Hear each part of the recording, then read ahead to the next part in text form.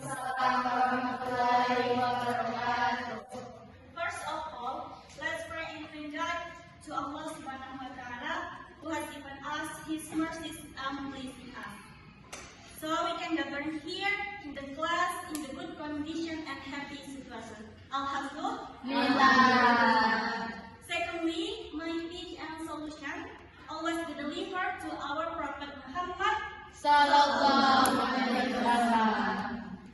who has brought us to darkness to the brightness in this world as well in the next world.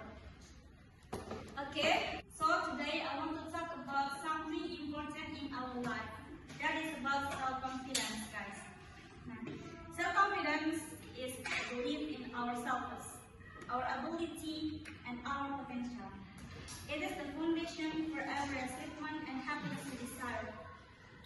Self-confidence doesn't mean we don't have weakness or mistake rather. It means we acknowledge our weakness, but don't let them stop us from moving forward. Many of us often get caught up in negative thoughts about ourselves. We might think, I'm not good enough, I can't do it. However, it's important to remember that thoughts are the biggest obstacle to our self-confidence. Have you ever thought how many changes we miss? So much. I don't know. Because we don't believe in ourselves. Many people feel stuck or scared to try something new because they don't have enough confidence.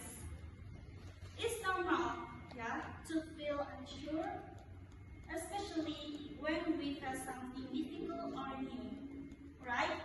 Right. But confidence is not something we are born with. It is something we build. Every small step, every little success help us grow stronger. When you believe in yourself, you open doors to new opportunities, to much opportunities. You start to take risks, learn from mistakes, and grow into the best version of yourself. Confidence is not about being perfect, right?